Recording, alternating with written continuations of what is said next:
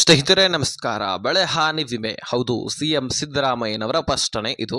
ಅದರಲ್ಲಿ ಚಳಿಗಾಲದ ಅಧಿವೇಶನ ಆದ ಬಳಿಕ ನಿಮ್ಮ ಖಾತೆಗಳಿಗೆ ಬೆಳೆ ಹಾನಿ ವಿಮೆಯನ್ನ ಕೊಡಬೇಕು ಅನ್ನುವಂತಹ ಚರ್ಚೆ ಬಹಳಷ್ಟು ಕೇಳಿ ಬರ್ತಾ ಇದ್ವು. ಅದಾದ ಮೇಲೆ ಬಜೆಟ್ ಮಂಡಲಲ್ಲಂತರೂ ರೈತರಿಗೆ ಹೇಳಬೇಡಿ, ರೈತರ ಬಗ್ಗೆ ಸಾಕಷ್ಟು ಚರ್ಚೆ ಆಯಿತು. ರೈತರ ಬೆಳವಣಿಗೆಯ ಬಗ್ಗೆ, ರೈತರ ಬೆಳೆ ಹಾನಿ ವಿಮೆಯ ಬಗ್ಗೆ, ಅದೇ ರೀತಿಯಾಗಿ ರೈತರಿಗೆ ಎಷ್ಟು ದುಡ್ಡನ್ನ ಮೀಸಲಿಟ್ಟಿದ್ದಾರಂದ್ರೆ ಸುಮಾರು 83 ಲಕ್ಷ ರೈತರಿಗೆ ಶೂನ್ಯ ಬಡ್ಡಿ ದರದಲ್ಲಿ ಸಾಲ, ಯಾವುದೇ ಬಡ್ಡಿಯನ್ನ ತೆಗೆದುಕೊಳ್ಳದೆ 1 ರಿಂದ 2 ಲಕ್ಷದವರೆಗೂ ಕೂಡ ಸಾಲ ಸೌಲಭ್ಯವನ್ನ ಒದಗಿಸಿ ಕೊಡ್ತಾ ಇದೆ ಸರ್ಕಾರ.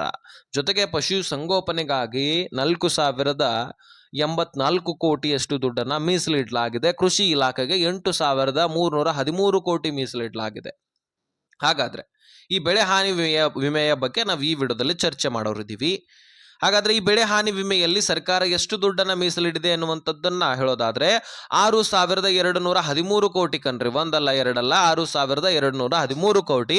ಪ್ರತಿ ಹೆಕ್ಟರ್ಗೂ ಕೂಡ ಎಷ್ಟು ಕೊಡ್ತಾ ಇದ್ದಾರೆ, ಯಾವ ಬೆಳೆಗಳಿಗೆ ಎಷ್ಟು ಕೊಡ್ತಾ ಇದ್ದಾರೆ, NDRF ಕುಸ್ಕಿ ಜಮೀನಿಗೆ ಎಷ್ಟು, ನೀರಾವರಿ ಭೂಮಿಗಳಿಗೆ ಎಷ್ಟು, ಇದು ಎಲ್ಲದರ ಬಗ್ಗೆ ಈ ವಿಡಿಯೋದಲ್ಲಿ ನಾವು ಮಾಹಿತಿಯನ್ನ ಒದಗಿಸಿ ಕೊಡ್ತೀವಿ. ಮೊದಲು ಯಾವ ಜಿಲ್ಲೆಯ ರೈತರ ಖಾತೆಗಳಿಗೆ ದುಡ್ಡು ಜಮಾ ಆಗ್ತಾ ಇದೆ ಇದನ್ನ ಕೂಡ ನಾವು ಈ ವಿಡಿಯೋದಲ್ಲಿ ನೋಡ್ತಾ ಹೋಗೋಣ. ತೀರಾ ಇಂಪಾರ್ಟೆಂಟ್ ಮಾಹಿತಿ. ರಾಜ್ಯದ ಎಲ್ಲ ರೈತರು ಕೂಡ ಈ ವಿಡಿಯೋನ ಮಿಸ್ ಮಾಡದೆ ಕೊನೆವರೆಗೂ ವಾಚ್ ಮಾಡಿ. ಸ್ನೇಹಿತರೆ, ಬಜೆಟ್ ಮಂಡನೆ ಆಗೋಕ್ಕಿಂತ ಮುಂಚೆ ರೈತರ ಬಗ್ಗೆ ಸಾಕಷ್ಟು ಸಭೆಯನ್ನ ಕರೆಯಲಾಗಿತ್ತು. ಅದರಲ್ಲಿ ರೈತ ಮುಖಂಡರು ಕೂಡ ಪಾಲ್ಗೊಂಡಿದ್ರು. ರೈತರಿಗೋಸ್ಕರ ಏನೇನು ನಾವು ಬೆಳವಣಿಗೆ ಆಗಬೇಕಂದ್ರೆ ಏನೇನು ಕ್ರಮಗಳನ್ನ ಕೈಗೊಳ್ಳಬೇಕು, ಯಾಕಂದ್ರೆ ರೈತ ಬೆಳೆದಿರತಕ್ಕಂತಹ ಬೆಳೆಗಳನ್ನ ತಿಂದು ಬದುಕ್ತಾ ಇರ್ತೀವಿ. ರೈತ ಆರಾಮಾಗಿದ್ರನೆ ಮಾತ್ರ ನಾವು ಅವನು ಬೆಳೆದಿರತಕ್ಕಂತಹ ಬೆಳೆಗಳನ್ನ ತಿನ್ಲಿಕ್ಕೆ ಸಾಧ್ಯ. ಆತ ಬೆಳಿಲಿಲ್ಲ ಅಂದ್ರೆ ನಾವು ಏನ್ ತಿನ್ಬೇಕು, ಇದು ಗೊತ್ತಲ್ವಾ ನಿಮಗೆ? ಸೊ ಮಣ್ಣೆ ತಿನ್ಬೇಕಾಗತ್ತೆ. ಹೀಗಾಗಿ ರೈತರಿಗೋಸ್ಕರ ಸರ್ಕಾರ ಹೆಚ್ಚಿನ ಕ್ರಮವನ್ನ ಕೈಗೊಳ್ಳಬೇಕು, ಹೆಚ್ಚಿನ ಆಸಕ್ತಿಯನ್ನ ವಹಿಸ್ಕೊಳ್ಬೇಕಂತ ರೈತ ಮುಖಂಡರು ಚರ್ಚೆ ಮಾಡ್ತಾ ಇದ್ರು. ಅದರಲ್ಲಿ ಈಗಾಗಲೇ ರೈತರಿಗೆ ಸಭೆ ಕರೆದು ಏನೇನು ಸಮಸ್ಯೆಗಳಿದಾವೆ, ಅದಕ್ಕೆ ಯಾವ ರೀತಿಯಾಗಿ ಪರಿಹಾರವನ್ನ ಕೊಡಬೇಕು, ರೈತರ ಬೆಳವಣಿಗೆ ಯಾವ ರೀತಿಯಾಗಿ ಮಾಡಬೇಕು, ಕಬ್ಬು ಬೆಳೆಗಾರರಿಗೆ ವಿಶೇಷವಾಗಿ ಒಂದು ತರಬೇತಿಯನ್ನು ಕೂಡ ಕೊಡ್ತಾರೆ. ಅದೇ ರೀತಿಯಾಗಿ ಅದಕ್ಕೆ ಔಷಧಗಳನ್ನ ಏನೇನು ಯೂಸ್ ಮಾಡ್ಕೊಳ್ಬೇಕು, ಯಾವ ಬೆಳೆಗೆ ಯಾವ ರೀತಿಯಾಗಿ ಬೆಳೆಗಳ ಹೆಚ್ಚಿನ ಫಲವತ್ತತೆಯನ್ನು ಕೊಡಬೇಕು, ಆ ರೀತಿಯಾಗಿ ಯಾವ ರೀತಿಯಾಗಿ ಬೆಳೆಗಳನ್ನ ಬೆಳಿಬೇಕು. ಸಾಲ ಮನ್ನಾ ಆಗೋದ್ರ ಬಗ್ಗೆ ಚರ್ಚೆ ಆಯಿತು. ಸಾಲ ಮನ್ನಾ ಮಾಡೋದಿಲ್ಲ, ನಾವು ಬೆಳೆ ಹಾನಿ ಪರಿಹಾರವನ್ನ ಕೊಡ್ತೀವಿ ಅಂತ CM ಅವರು ಆಲ್ರೆಡಿ ಹೇಳಿದ್ರು. ಹೀಗಾಗಿ ಸಾಲ ಮನ್ನಾ ಆಗಲಿಲ್ಲ ಅಂದ್ರೂ ಸಹಿತ ನಾವು ಬಡ್ಡಿ ಇಲ್ಲದೇನೆ ಸಾಲ ಕೊಡ್ತೀವಿ ಅಂತಾನು ಕೂಡ ಹೇಳಿದ್ರು. ಹೌದು, 83 ಲಕ್ಷ ರೈತರಿಗೆ ಯಾವುದೇ ಬಡ್ಡಿ ಇಲ್ಲದೆ ನಮ್ಮ ರಾಜ್ಯದಲ್ಲಿ ಬಹುತೇಕ ಒಂದು 55 ಲಕ್ಷ ತನಕ ಬಡ ರೈತರು, ಸಣ್ಣ ಪುಟ್ಟ ರೈತರು ಸಿಗ್ತಾರೆ. ಆದ್ರೆ ಇಲ್ಲಿ ಅದಕ್ಕಿಂತ ಹೆಚ್ಚಿನ ರೈತರಿಗೆ 83 ಲಕ್ಷ ರೈತರ ಖಾತೆಗಳಿಗೆ ಶೂನ್ಯ ಬಡ್ಡಿ, ಯಾವುದೇ ಬಡ್ಡಿ ಇಲ್ಲದೆ ಸಾಲವನ್ನು ಒದಗಿಸಿ ಕೊಡ್ತಾರಂತೆ. ಅದಕ್ಕೋಸ್ಕರ ಅಧಿಕೃತ ಮಾಹಿತಿಯನ್ನ ಕೊಡ್ತಾರೆ, ಅಧಿಕೃತ ವೆಬ್ಸೈಟ್ ಅನ್ನ ಕ್ರಿಯೇಟ್ ಮಾಡ್ತಾರೆ. ಅದರಲ್ಲಿ ಹೋಗಿ ಅಪ್ಲೈ ಮಾಡಬಹುದು. ಸದ್ಯಕ್ಕಂತೂ ಬಿಟ್ಟಿಲ್ಲ, ಅನೌನ್ಸ್ ಮಾಡಿದ್ದಾರೆ ಅಂದ ಬಳಿಕ ಅದನ್ನ ಬಿಡುತ್ತಾರೆ. ಬಿಟ್ಟ ತಕ್ಷಣ ನಾನು ಮತ್ತೊಂದು ವಿಡಿಯೋದಲ್ಲಿ ತಿಳಿಸ್ತೀನಿ, ಹಾಗಾಗಿ ಸಬ್ಸ್ಕ್ರೈಬ್ ಮಾಡ್ಕೊಳ್ಳಿ.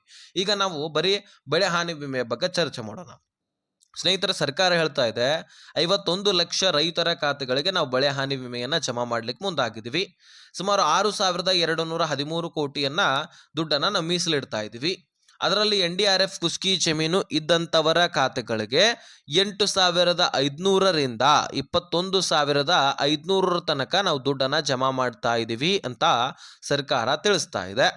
ಜೊತೆಗೆ ನೀರಾವರಿ ಭೂಮಿಗಳು ಕೂಡ ಇರ್ತಾವೆ, ಹೆಚ್ಚಿನ ಫಲವತ್ತತೆಯನ್ನ ಹೊಂದಿರ್ತಾವೆ. ಅಂತಹ ಒಂದು ಭೂಮಿಗಳಿಗೆ 31,500 ತನಕ ನಾವು ದುಡ್ಡನ್ನ ಕೊಡ್ತೀವಿ ಅಂತ ಸರ್ಕಾರ ಖುದ್ದಾಗಿ ಹೇಳ್ತಾ ಇದೆ.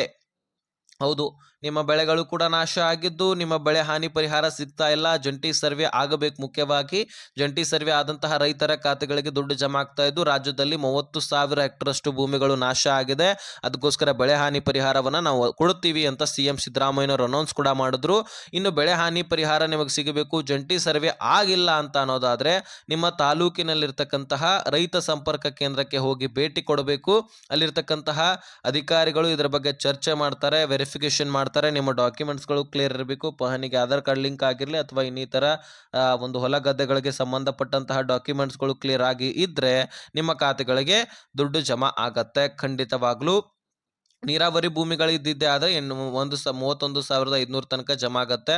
ಯಾವುದೇ ತಲೆ ಕೆಡಿಸ್ಕೊಳ್ಳುವಂತ ಅವಶ್ಯಕತೆ ಇಲ್ಲ. ಹೆಚ್ಚಿನ ಮಾಹಿತಿಗಾಗಿ ಗ್ರಾಮ ಪಂಚಾಯಿತಿಗಳಿಗೂ ಕೂಡ ನೀವು ಭೇಟಿ ಕೊಡಬಹುದು. ರೈತ ಸಂಪರ್ಕ ಕೇಂದ್ರಕ್ಕೆ ಭೇಟಿ ಕೊಡಬಹುದು.